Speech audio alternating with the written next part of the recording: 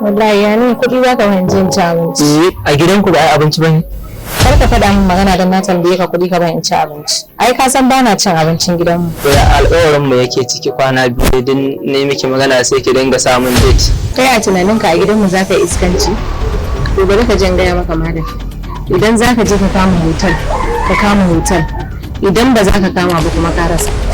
To hotel din har nawa ake kama shi? Akwai ɗan 30,000, akwai ɗan 50,000. Amma ba na kwana a hotel ɗan ƙasar 20,000. To baby ko ɗan kango ne haka ai ya kamata a ce an ɗan samu irin unguwar ku ko soro haka ko ɗan wani dai wuri inda ba gulab haka. Kina ina? Fito. Gidan nan yau. Na ji gidan nan. Tana sake ki. Fita.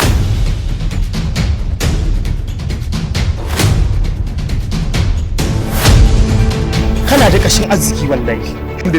Alhamdulillah. Godiya fa nake alaji.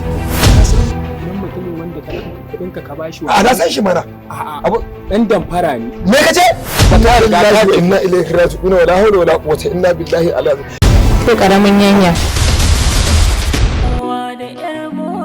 Da Allah ya rani gidan da kike. Ko baka faɗa ba ma dai na san wanda ka zo gurin.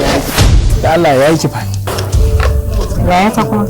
Shi a kira ni kuma sannan kana cewa in kira maka yaya ta. Ban gane ba. Ba wancan dan rinin hankalin ba ni yake so ba wai in kira mai yayata wai fara doguwa kyakkyawa umma da me Allah ya rage ni da shi kuma wallahi in gaya maka ko uwarta da ubanta ba su isa su sa ta fito ba balle kai wallahi in baka bar nan ba sai na dauko abu na faskara maka shi a kanka sai in ga uban da zai sa ki fita a cikin gidan nan wallahi ta kan za ta fita zai ki fita isa wuto kuma wutai na ko ba cikin Yar Bora da Yar Mora fim ne mai kulle-kulle da makirce-makirce tare da cindin duniya.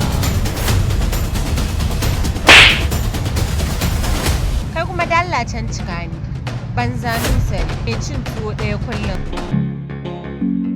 Gaskiya ba irin abin da ake min a gidanmu ya ishe ni.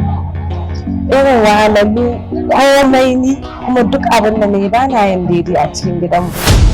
Ina wankin da na ce ki min? Wanke umma ta sani. Tun kafin fara kwanta bacci nake wanke min kaya. Ai ba haka ba, bawata. Ai ba kwa dukan ta da kuna dukan ta da haka ba ta faru ba. Yar mowa da yar bora Kai ka sa za a daure ka. ba feshin za ka kai shi ba in ya so ka raba shi biyu ka kai shi kurmawa rabin shi ko ka kai shi gauran gefe.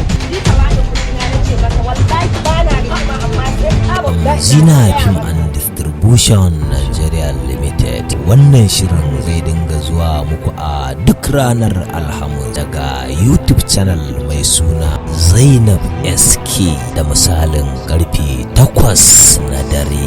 Wacce ta shirya shirin Zainab SK ba da umarni Hamzina